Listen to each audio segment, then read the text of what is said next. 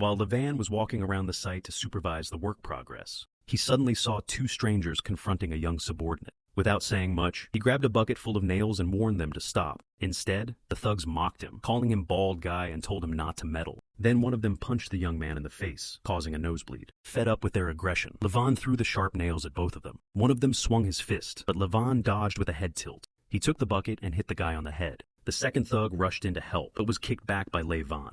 The first one grabbed an axe and attacked, but Levon overpowered him. Even though they had weapons, they were no match for him. They had no idea he was a former special ops soldier, with real combat experience from war zones. Even reinforcements didn't faze Levon. He pulled out his gun and warned them to back off before things escalated. Though angry, they had to retreat, realizing they were outmatched. In the past, after his wife passed away, Levon retired to live a peaceful life. Because of his close relationship with the company director's family, he was promoted from laborer to site manager. He thought he could start a new life, but circumstances forced him back into action. The recent fight didn't escape the eyes of Jenny, the director's daughter. She excitedly approached him, full of admiration, praising how he took them down in under a minute. A swift move, no wasted action like a true elite soldier. But Levon asked her to keep it a secret. He didn't want any more trouble. She happily agreed, and they both made a gesture to seal the secret. After work, Levon drove to visit his daughter currently living with her grandfather. Since his wife passed away, her father had custody, and he was only allowed weekly visits. But today was her birthday, and he didn't want to miss such a special occasion. However, his father-in-law firmly refused. He was furious and blamed Levon for his daughter Meredith's passing. He said Levon was always away on missions, which led to her depression. Now, he wasn't worthy to be around his granddaughter. Luckily, Levon's daughter still loved him very much. When she saw him, she ran up happily and hugged him tightly before getting into the car. She knew her grandfather disliked her dad, so she often comforted him when he seemed down.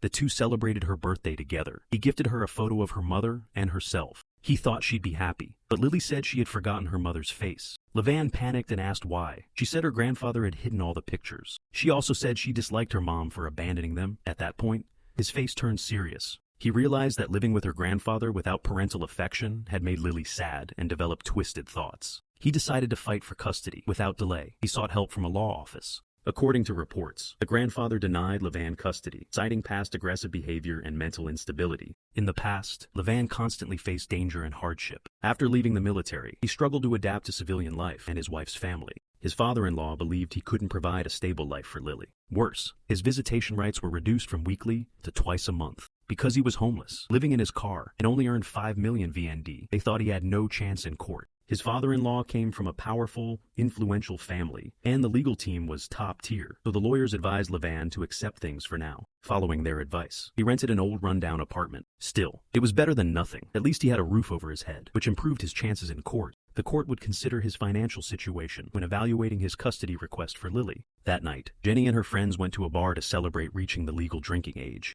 The bouncer carefully checked their IDs and then let them in with a smile. They partied hard like young people do, unaware that trouble was just around the corner. While they danced, a mysterious man recorded them with his phone. He and his accomplices planned to capture Jenny, the most attractive one in the group. When she went to the restroom, one of them covered her mouth and dragged her into a dark alley before driving off. The next morning, Levon arrived at the construction site and saw 2 officers leaving the boss's office. Feeling uneasy, he stepped inside and received the shocking news. Jenny had been missing since the night before, and her parents hadn't been able to reach her, so they called the police. But since it hadn't been 24 hours yet, the police only filed a brief report and left. Desperate, her family turned to Levon for help. They had seen him easily take down 5 or 6 thugs before, but he politely declined, saying he was retired and no longer involved in such things. Not giving up, the couple offered $50,000 to hire him to rescue their daughter, and promised another $20,000 if Jenny returned safely. Although he had never been materialistic, the current situation made him reconsider, because he needed money to support the legal battle and take care of Lily. As a father, he understood Jenny's parents' desperation. After some thought, he agreed to help. That afternoon, he drove for hours to meet an old comrade, Dante, for assistance. After a heartfelt talk, Dante said he couldn't even tell day from night anymore and wasn't in a condition to help. Levon felt guilty for not being able to save Dante's eyesight in the past, but Dante told him not to blame himself. He had already saved his life. Still, Levon hesitated about getting involved in this mission. But when he went to Jenny's house and saw his boss worn down by worry, the man kept watching videos of Jenny playing piano, praying for her safe return. In that moment, Levon remembered how this family stood by him after his wife passed away. They believed in him. They had become like family to him. The next morning, Levon followed leads to investigate the bar where Jenny disappeared. He posed as a customer at the counter and noticed the bartender acting suspiciously. He saw the bartender hand a small bag of powder to a guest, clearly an illegal substance. This seemingly normal bar was secretly involved in underground drug dealings. Then he stood up to check the surroundings and noticed the security camera had been intentionally broken. Levon took a photo as evidence. Following a narrow alley, he found one of Jenny's earrings on the ground. He waited until the bartender drove home and began tailing him. While the guy was inhaling something through a pipe and clearly out of it, Levon walked in before he could reach for a small gun on the table. Levon calmly pointed his rifle at him, sat down, showed Jenny's photo, and asked where she was. Unaware of who he was dealing with, the man Rico lied, saying he had already told the police everything. He claimed Jenny was drunk and walked off, and no one knew anything. Annoyed by that attitude, Levon dunked him in the bathtub until he confessed about the group behind it. He revealed that the mastermind was dangerous, someone even top U.S. agencies wouldn't mess with. When Levon asked for a name, two of Rico's associates suddenly stormed in. Levon used Rico as a shield, but as he opened the door, shots were fired. He returned fire, quickly neutralizing both men. Checking their bodies, he found Russian mafia tattoos on their chests. He still didn't know where Jenny was, but at least now he had a lead to follow. After collecting cash from the three men, he returned to his car to monitor further activity. Soon after, a luxury car arrived. Out stepped Vitas, a crime boss involved in weapons and narcotics, and the one behind Jenny's abduction. Entering the room and seeing his men dead with money missing, Vitas exploded in anger, lashing out at his own people. To avoid attracting U.S. law enforcement, he ordered the place cleaned up and left immediately. Levon tailed the car to a mansion deep in the woods. To avoid being spotted, he grabbed his weapon bag and circled to the back of the house. Inside, Vitas and his wife were talking. Suddenly, Vitas slapped her and yelled, "Women should stay quiet. House is the Twanless." After she left in a car, Levon sneaked inside despite the cameras still rolling. As Vitas turned around, Levon splashed hot coffee in his face and knocked him out. He casually ate a freshly baked pastry while waiting for him to wake up. Now tied to a chair with tape over his mouth, Vitas was threatened with being thrown into the indoor pool. Still defiant, he growled, "You even know who I am?" Naturally, Levon gave him a few slaps before responding. He said he already knew they were a criminal faction, nothing impressive about that. Vitas warned that if anything happened to him, his organization would come after Levon's entire family. But Levon didn't care, which only made Vitas angrier. Seeing him still resist, Levon gave him a harsh slap for hitting a woman earlier.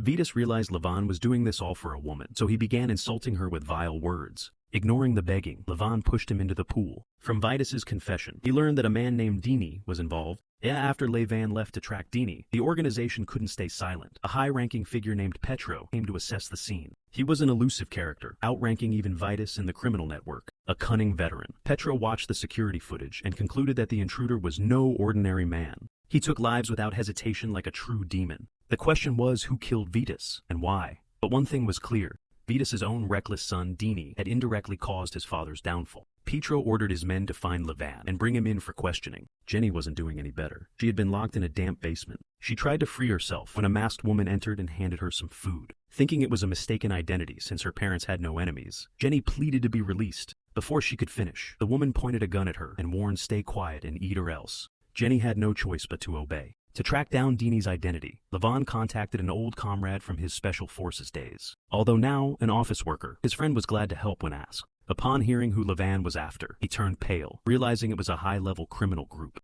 They held influence not just in the underworld, but also within government positions. According to the intel, Dini was the owner of the bar where Jenny had vanished. They trafficked substances and stimulants to Russian syndicates. Before hanging up, his friend wished him luck. That night, Levon posed as a customer visiting Dini's bar, arriving on a motorbike to avoid attention. A female server grew suspicious and quietly alerted the floor manager. She suspected he was a cop after detecting a weapon using a thermal scanner. A bearded man approached to confront him, but Levon was ready. He placed a wad of cash on the table, pretending to buy some fairy dust for his crew. He was led into the VIP section to meet the manager. However, the dark-skinned man suspected he was law enforcement and ordered his men to surround him. Unfortunately for them, they were no match for Levon. He knocked several down, barehanded. One swung a metal rod at him, but he dodged it. Levon grabbed a bullhead ornament hanging from the ceiling and knocked each of them with it. Suddenly, one tried to choke him from behind. Levon twisted his arm and disabled him instantly. Before the entire gang could be taken down, the manager raised his hand to stop the fight and negotiate. He shook hands and apologized for mistaking him for a cop.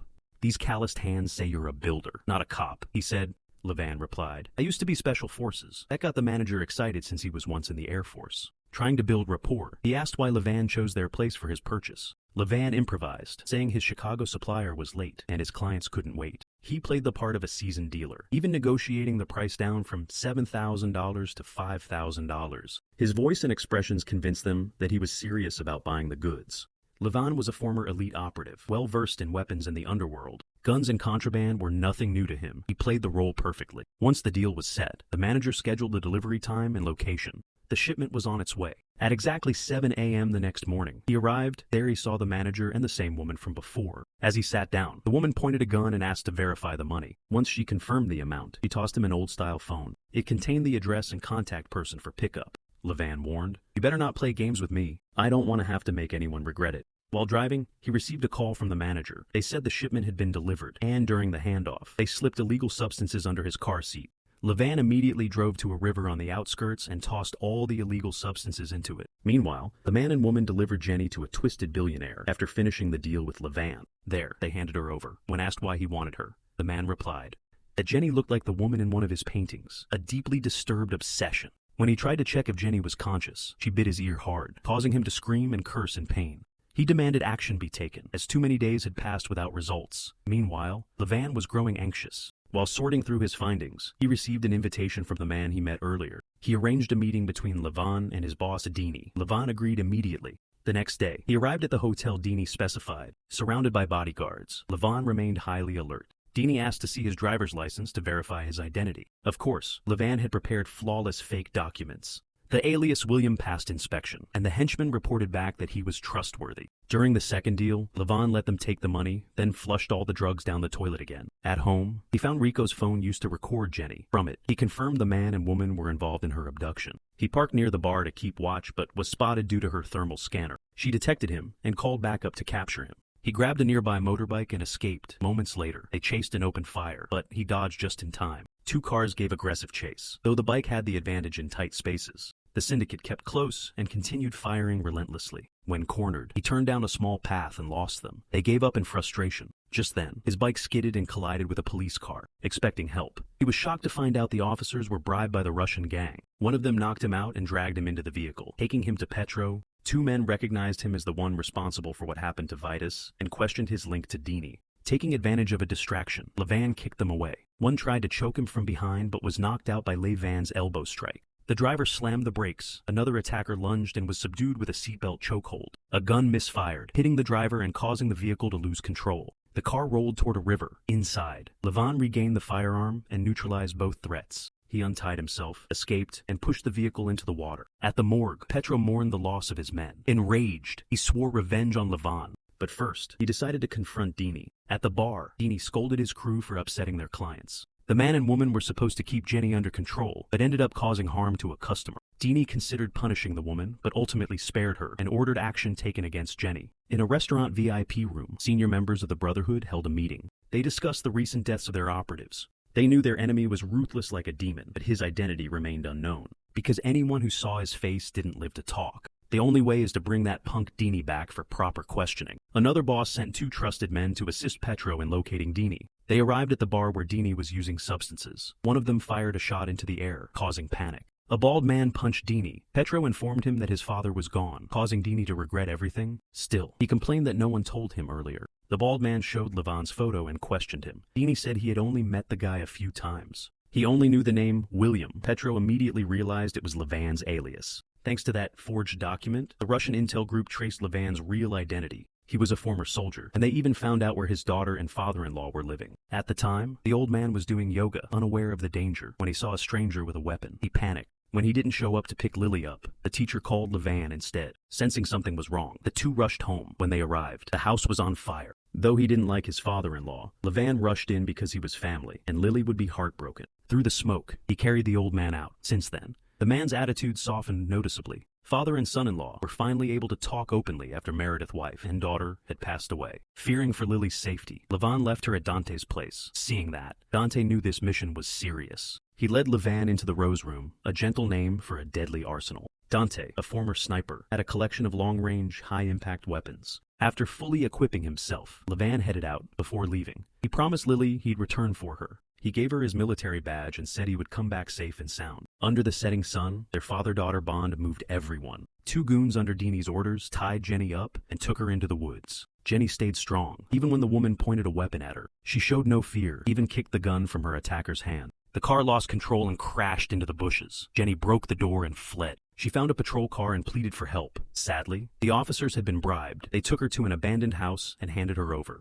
They pushed her into a muddy puddle and were about to fire when one of their phones rang. It was the obsessed billionaire, ordering them to keep Jenny unharmed. Thankfully, she now had more time to hope for rescue. Levon infiltrated the nightclub where Deanie was counting cash, guarded by only a few men. In the dark, he silently neutralized one guard with a knife at the stairs, then another before he could scream a clean takedown. Quick and quiet eliminations, the mark of a seasoned operative. A squad surrounded him, but he threw a smoke device to scatter them and took them down one by one. Deanie hid under a table, holding a woman's daughter hostage, thinking it would stop Levon. He offered a deal: drop the vendetta and take the money. But Levon replied, "I don't need your money." He lived on just 200 a month. All he cared about was justice and his family's safety. With that, he shot through Deanie's hand, leaving a clean hole. Holding up Jenny's photo, he asked where she was. Deanie just smirked. People like him, who viewed women as disposable, laughed at how far Levon had gone to rescue just a girl. Deanie finally gave up her location. Levon dragged him along in case he tried to mislead. In the car, he asked about the man who photographed the women. Deanie said he'd scout clubs and share photos in a private group. There, billionaires would pick out their favorites. If one was selected, Deanie would capture her for them. He still didn't get why Levon would risk it all for one girl. Levon replied, "Have you ever had a daughter? If you have, you'll understand a father's pain when she's in danger."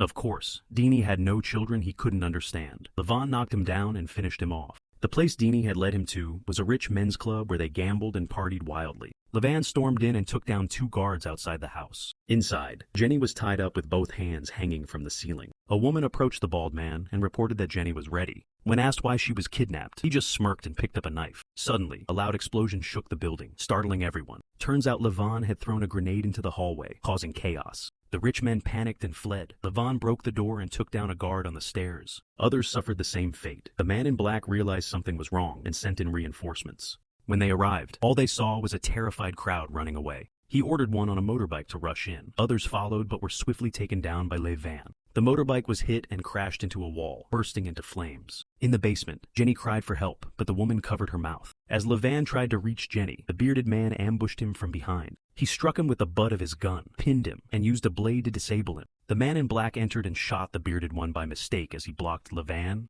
He was strong and tackled Levon to the ground, but Levon dodged and countered quickly. He slashed his arm with scissors, making him scream in pain, then pushed him against the wall and neutralized him with a strike to the neck. He took off his helmet in silence. Though the man once served the country, he had turned and Levon ended it. Levon reloaded, went upstairs, and shot the twisted billionaire into the pool below. 2 others fired back in fear but missed. Levon charged and punched one in the face. Jenny bit the woman's hand and kicked the gun away. She kicked her in the stomach, payback for days of captivity and cruelty. "I'm hot, not harmless, you witch," she yelled, locking the woman in a chokehold. Levon pinned the last man at the pool's edge and cut him down. His face was twisted, blood pouring from his mouth. After confirming they were done, Levon smashed the chains and freed Jenny. Outside, backup from the gang led by the bald man advanced. A long-haired thug fired wildly at a police car, setting it ablaze. Seeing Levon try to escape, the bald man shot a beam down to block the way. Using infrared targeting, Levon shot one straight in the chest, fatal. The other panicked and crawled under a table to hide. Levon tossed a grenade toward him. As he struggled with a jammed gun, it exploded. Before leaving, Jenny flipped the bird at the pile of bodies. "All I wanted was a party, almost died," she joked. They rode off on a motorbike. Unbeknownst to them, Pecho was watching quietly. He reported to the syndicate, but the council said to leave Levon alone. Pecho shouted in anger, "He killed my own blood." But the leader warned, "You'll die. Levon is not someone to mess with." Pecho screamed in frustration. Levon brought Jenny home, where her family was preparing for the worst. They rushed to hug their daughter, overwhelmed with joy. The mother embraced Levon, thanking him for saving Jenny. He brought hope back to their lives. It was time for him to pick up his own daughter from Dante's home. Sitting with Lily and her friends, Levon was just a dad again, a regular man, longing for peaceful moments. The film ends on a warm note, washing away the pain of what came before. That's the end of the movie. If you enjoyed it, please like the video to support the review channel.